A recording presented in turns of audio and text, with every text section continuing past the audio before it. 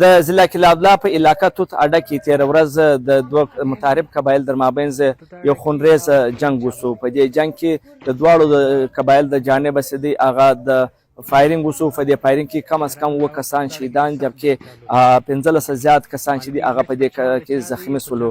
دا جنګ تقریبا د 3 غنټې څخه زیات د توت اډې پر مین روډ باندې شروع و چې د هغه د درېدلو دپاره ډیپټي کمشنر قلعه عبدالله ریاض خان داوړ چې دی هغه ځای ته روان و، خو پر هغه باندې ایریل فایرینګ وسولو چې په هغه کې دی او لیویز چې کوم الکاران د سکواډ و هغه محفوظه پاسوله. بیا هم قبایلي مشران علما کرام چې ول هغه سره جمع سو، خو د اف سي د جانب کمانډنټ چمن سکاوټ برګیډ شکیل احمد او اف سي چې ول هغه ځای ته ورسېدل. دغه بعد چې دی فوري طور پر جنگ بندي وسو.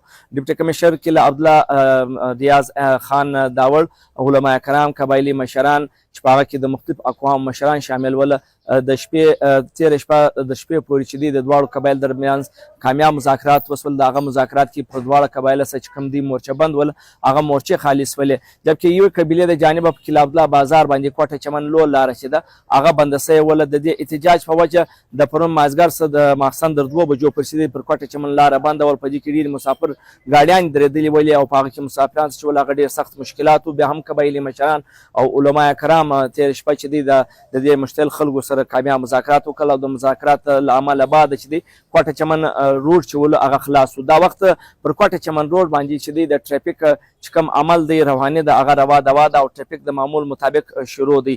کم کسان چې پرون په شخړه کې مرسي ول د هغو نماز جنازه او تدفین چې کوم عمل دی هغه په قلعه عبدالله کې دا وخت شروع دی. د ډیپټي کمشنر په سربراهۍ کې د علما کرام قبایلي مشرانو یو ګډه کمیټې چې دا هغه جوړه شوې ده او هغه به دا شخړه منځ ختم کوي. خو بیا هم قبایلي مشران علما کرام دا زیاته کله چې دا د 2 قبیلو درمنځ نه بلکې د 2 ګرانو در مابینځ ول خلک دی د دې ته 2 قبیلو رنګ نه ورکوي ولې چې دا مسله ډېره اوږده نه سي. دا وخت په قلعه عبدالله کې چې کوم فایرینګ و هغه نه صرف بند سو بلکې چې کومه قبایل په آپس کې مورچه بند و هغه مورچې هم پکې خالص ولې.